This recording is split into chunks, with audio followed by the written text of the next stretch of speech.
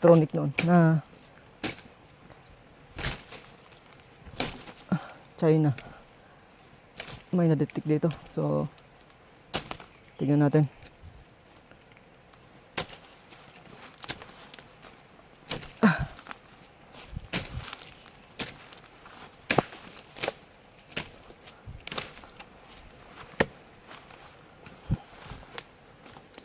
So, i-check natin. Oh, ito nga.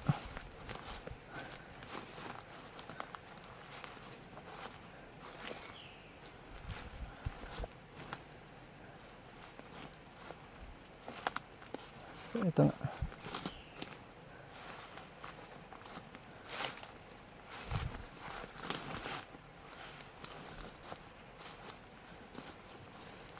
So, meron dito. Pero, baka lang naman. Be-verify pa natin yan mamaya. Okay. So, check natin. Calibrate lang natin yung ating device.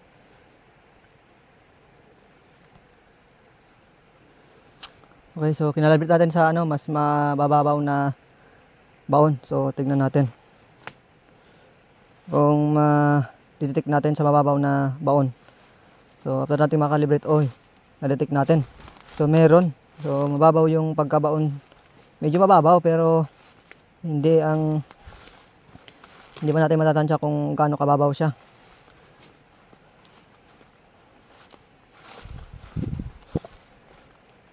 So yung diameter naman niya medyo malaki.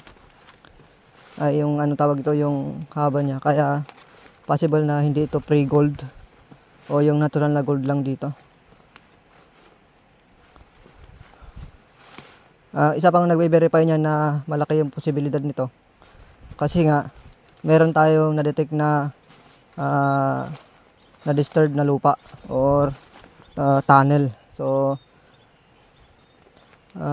mataas yung chance, mataas yung posibilidad. Kasi kung wala yun, sasabihin ko baka pre-gold lang to. So ngayon meron. So ngayon ikakalibrate natin muna. Check natin kung decoy siya o hindi. At malalaman din natin dito kung pre-gold siya o hindi.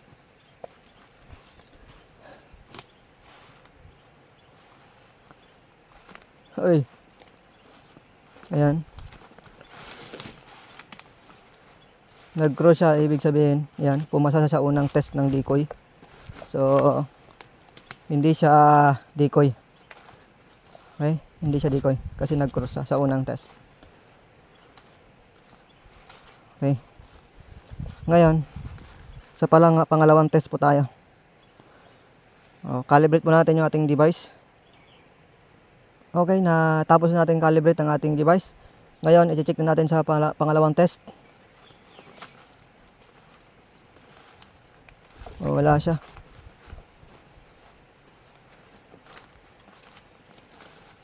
Wala. Ibig sabihin, sa pangalawang test natin, na-prove natin na hindi siya decoy. Hindi siya decoy na panlilang lang.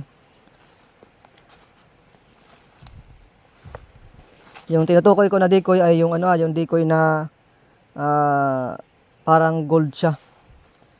Pero hindi siya gold. Kasi meron pong tinatawag na decoy deposit or decoy na small deposit. So iba naman yon kasi deposito yon na ginawang panlin lang para hindi mo makuha yung malaki. So ganun. So malamang kasi tunnel ito. Pag pinasok mo ng tunnel, ginawa itong decoy na deposito. Pero totoo siyang deposito. Ayan. So totoo siyang deposito. Okay, so yun po yun. At yun nga.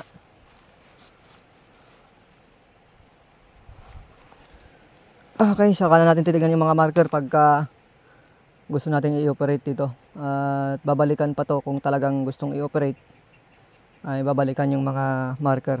So detection muna tayo. Pero may mga nakita na akong marker pero hindi ko muna i-discuss or hindi ko muna ipapakita. So ganyan.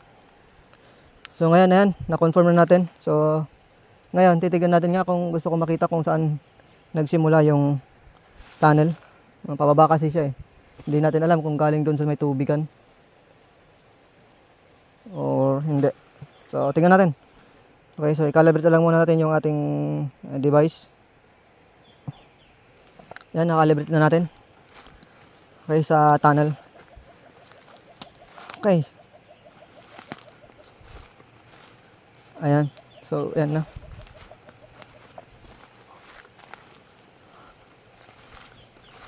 Ayan. So, baba tayo. Sana hindi to butas.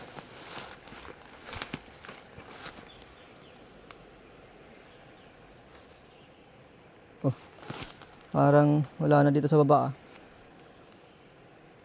Ibig sabihin ito yung entrance. Dito entrance, nilagyan nila yung entrance ng maliit na deposito or decoy deposit or titawag nilang minsan kasi nakakalito na sa mga pagbanggit ng mga giveaway, quick deposit. Pero hindi to quick deposit kasi nga may tunnel siya. Papaakyat. So ibig sabihin, posibilidad ito na ito ay decoy deposit or tama, decoy deposit siya. Kasi hindi naman siya decoy na fake talaga na hindi totoo. So totoo siya pero nilagay kasi sa entrance. Kaya decoy deposit siya. Okay. Yung panlin lang para hindi mo makuha yung malaki. Okay, so nandito hanggang dito. Ang problema tayo pag meron na naman tayong taga dito na makakita sa vlog natin. Oh, wala nga, nagkuha na lang dito. Ending po dito.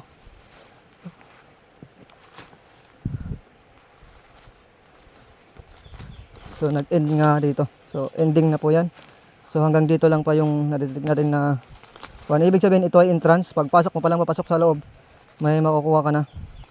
Kaso nga lang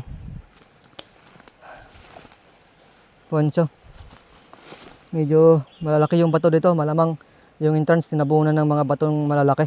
Hindi na naman natin kayang pag solo hunter ka talaga, wala, hindi mo kayang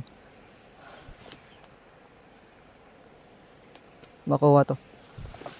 Okay, at least nabalikan lang natin yung prospect natin noon pa. Matagal ng panahon na.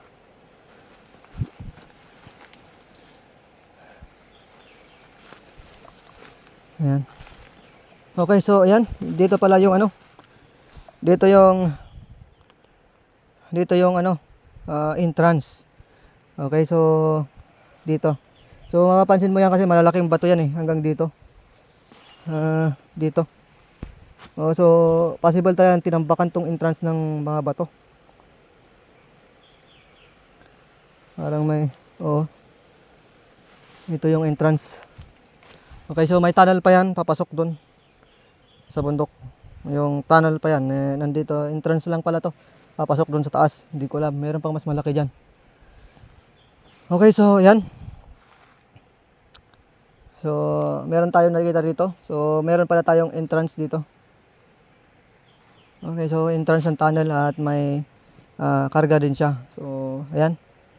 At yung lalim hindi na po natin babanggitin. Sa atin na lang po muna.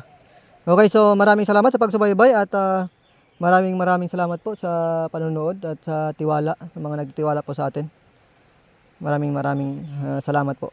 So, yan po ang ating exploration ngayong araw na to. Thank you. And God bless po sa ating lahat.